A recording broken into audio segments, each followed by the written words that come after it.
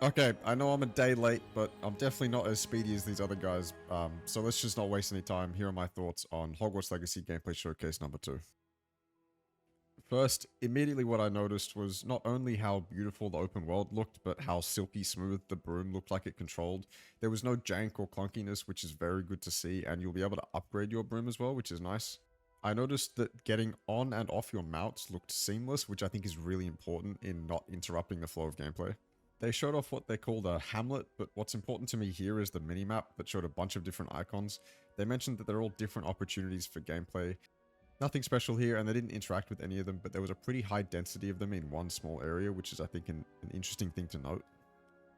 I think they've mentioned stealth mechanics before, but we briefly saw them at work while they were flying around. The enemies became more aware the closer they got to them.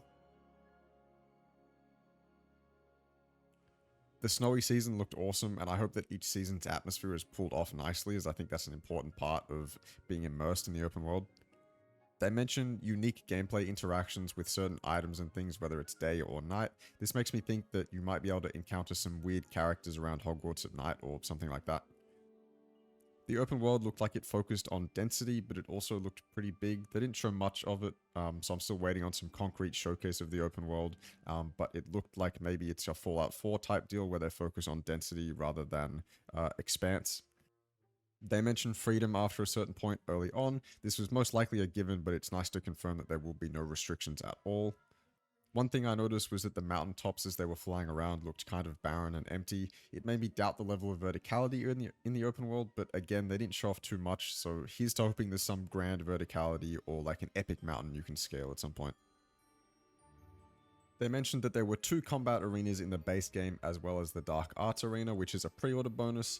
Now what's important here is that you don't miss out on any important content from the Dark Arts arena like spells, but they mentioned that you can unlock cosmetics from completing battle arenas, so that makes me think that maybe there are some Dark Arts specific cosmetics that you could miss out on. Regardless, no major content is kept from you if you don't get the deluxe edition. It's very cool to see that they're staying faithful to Avada Kedavra, having it being a one-shot. Of course, your mind goes to, well, can I just one-shot bosses?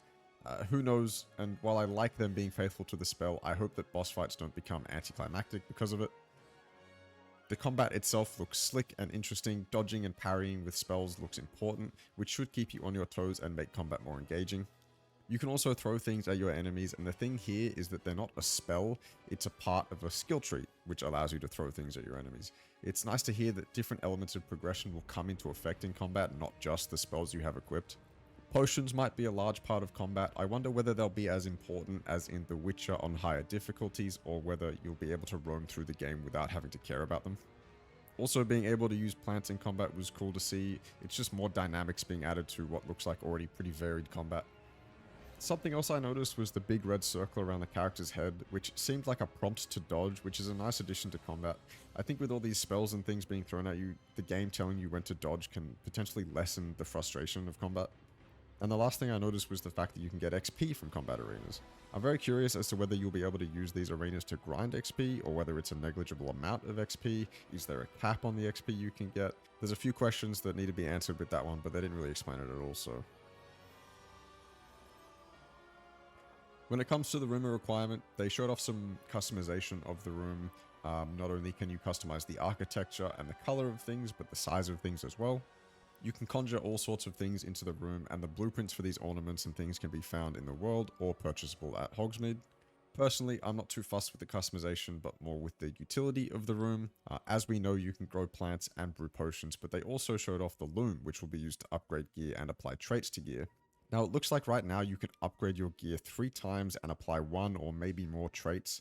I'm very curious if the gear system gets deeper than this. The traits they showed on the left look pretty basic, and every time I see a take less damage from X enemy trait, I can't help but think it's going to be useless or overshadowed by a much more useful trait. You can use different creature pelts or furs to upgrade gear, which can be obtained from maintaining the animals in the vivarium. I think this is a fine feature, but I would also want the open world to have some things I can do to find gear upgrades as well. I think that hunt for gear upgrades is far more fulfilling than just maintaining animals. I'm also curious as to what other utilities will be available in the room requirement. Importantly, you can change whatever piece of gear you want to look like another piece of gear, which is awesome. They mentioned that there is different vivariums unlocked through completing parts of the story, which I think is cool. As soon as they mentioned that you need to feed your creatures to keep them happy, I rolled my eyes back, but then they showed that it could be automated and I kind of breathed a sigh of relief. And lastly, they showed this anvil, and I'm wondering whether this is just flavor text or an actual gameplay mechanic. Okay, so those were all my thoughts on this gameplay showcase. It's looking better and better in my opinion each time they show gameplay of this game, so yeah, subscribe, follow me on Twitter, and see you next time.